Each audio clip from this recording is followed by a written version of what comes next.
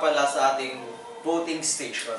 Kasi kanina nagkaroon kami ng runway sa aming team ngayon sa Greek gods and goddesses or Roman.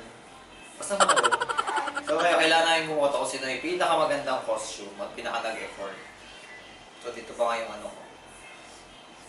So ngayon, yung boto ko na yung aking Keme. Ang aking na boto for... wait lang. I'm giving 2 points po para kay Joe. Kasi nag-effort pa talaga siya ng tuning fork. Tuning fork? Ng fork kasi siya si Hades. So nag-effort pa talaga siya doon. So I'm giving 2 points.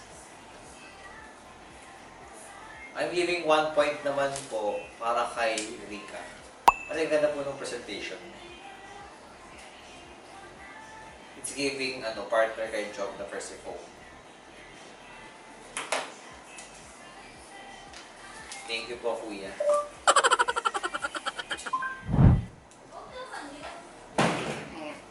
Hi guys! Ano ba yan? Nakasarado na ba? Hi guys! 2 points po si Rika kasi very powerful yung niya.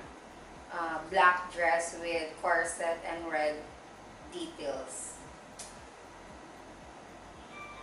Tapos, 1 point si McWheel for all the retaso. For all the retaso. Sige.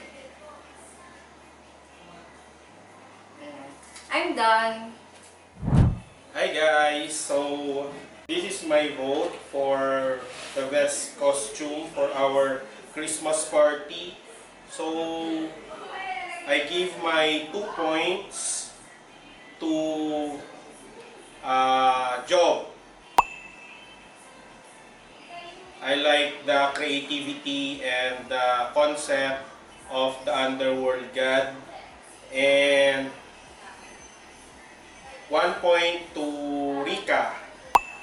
Siyempre partner sila, so maganda din yung costume ni Rika. So, that's my vote for our Christmas party. Merry Christmas! Happy New Year!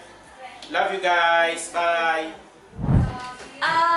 So I will give 2 points to Joseph kasi very creative niya today and I'm happy because of that. Charot! Then, yung 1 point ko is kay Pao. Kasi nag-effort siya bumili ng mga bling-blings niya. So, yeah. That's my vote. So, yeah.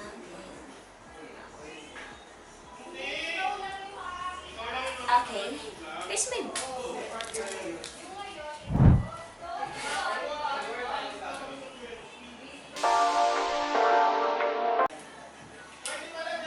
Ang boto ko, 2 points kay Job kasi ganap na ganap siya. Tapos, 1 point kay Maricel kasi birthday niya. Happy birthday!